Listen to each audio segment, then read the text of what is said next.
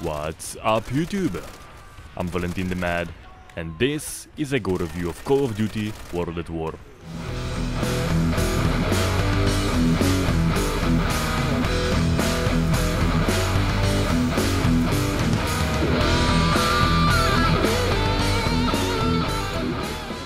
So this Gore review was heavily requested for a long time, and for a good reason.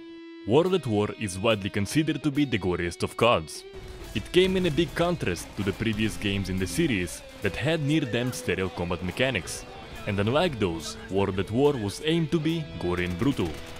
But as always, the question is exactly how gory and brutal is it? Let's find out. I'll be reviewing every aspect of the game's gore effects, and the score will be set based on 4 categories: body damage, environment, animations and sounds, the feel. Each limb has 2 points of amputation, the head can be destroyed, and the body has several damage variations. The dismemberment actually looks very good. It's very detailed, and there's a decent amount of blood splattered around the area of the amputation. Should also be noted that dismembered limbs stay for as long as the body stays, so a major thumbs up to Treyarch for that. The damage variations on the body aren't bad, but unlike the dismemberment, the blood splattered around that is nowhere close to looking right. You have bullet wounds for non-dismembering body damage. For the most part, they appear where you shot the character and really look just fine. Not incredibly brutal, but still good enough in my book. However, there is always that one issue to ruin it. Those bullet wounds disappear exactly 20 seconds after you cause them. So yeah, if you're walking through bodies and see a bunch of people sleeping peacefully, that's the reason. Having something like that with no option to make the wound stay permanently is a terrible decision and just kills the immersion. There is another odd issue regarding bullet wounds. On shots at the head, you will see pieces of the brain flying out, but if you check out the head itself, it actually is completely intact. I think that if you want to show off such an effect, there should be proper damage on the head itself. Whether it's something impressive and dynamic or just a bunch of gory variations, there has to be something more than just a red spot. Melee attacks will cause absolutely no body damage whatsoever. It's a very odd issue, since a wound equal mechanic already exists in the game. As for the burning, you will see very brutal looking burned bodies.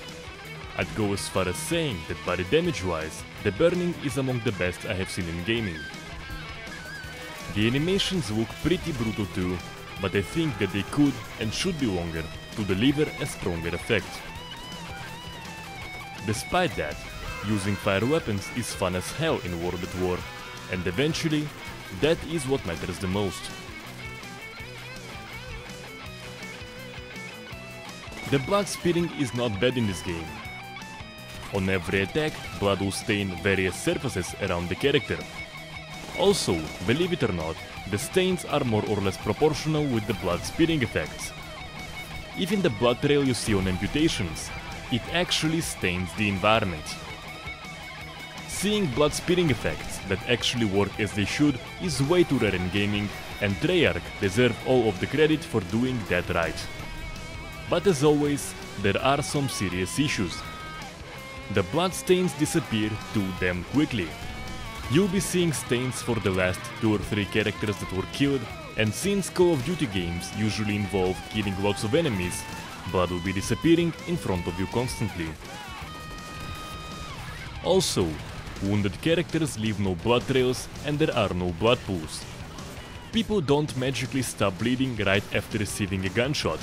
The reality is actually the exact opposite. So even if the initial spitting is good, it's not enough. Should be noted that the game has a setting for how many bodies can stay. However, there is no such setting for blood decals. These things should absolutely go together. There is no point to have permanent bodies if the blood disappears. You have response animations for bullet impacts and animations on death. The first response animations are good in my opinion. Some of them can drop enemies and they look very cool. However, the enemy's behavior isn't changing after the response animations. You'll be seeing enemies with bullet holes in them acting as though nothing happened. I didn't have high expectations for that from a Call of Duty game, but I still think that a wounded state of behavior would be worth the effort. Most death animations in the game are very short, however there are a few longer ones and they look very cool. But unfortunately, as it usually happens, even the longer animations aren't anywhere close to being long enough. Your average death animation takes about 2 seconds and the longer one is around 10 seconds. What really sucks about it is that the longer animations look really awesome. So it's kind of like hearing what could potentially be an absolutely epic guitar solo and hear it end almost immediately. Seriously, the animations could have been mind-blowingly awesome in World at War if they were only done all the way through. 30 to 40 seconds long death animations and a disabled state for badly wounded characters. And speaking of that disabled state, you actually have it in several scripted moments. So why not take exactly the same animations and activate them during gameplay? This can't possibly be a difficult thing to do, but the difference it would make is huge. You have screams of pain on impact and on death, and characters constantly command during combat. While the screams aren't the most brutal I heard in gaming, and I do think that there is room for improvement, I'm very satisfied with the sound aspect. It's really immersive, and it just sounds like the clusterfuck that war is. Call of Duty has always been good with this stuff, and World at War is no exception. In its base, the feel is very decent. You have good response on the body for almost everything you do, the initial blood spitting is very good, the animations are decent, and the sound aspect delivers. The absolute biggest issue that really damages a potentially good feel is the disappearing blood and wounds. Ironically, out of all the issues with the game, it's also the one that is the easiest to fix. We're just a few values away from a significantly better experience. So the score for body damage is 15 out of 30. The score for environment is 13 out of 30. The score for animations and sounds is 20 out of 30. I give the feel a score of 6 out of 10. So this gives Call of Duty World at War score system a total score of 54 out of 100. If stuff like bullet wounds and bloodstains didn't disappear, I'd call World at War score system basic but functional, with several exceptional features.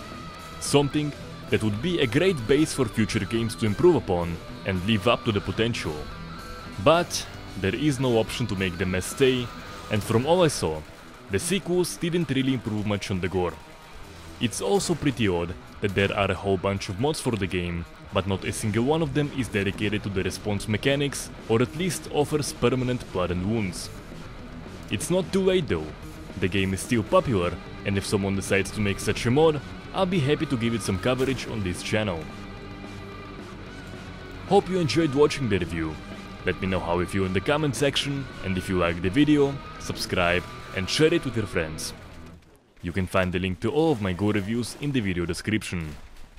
Until next time.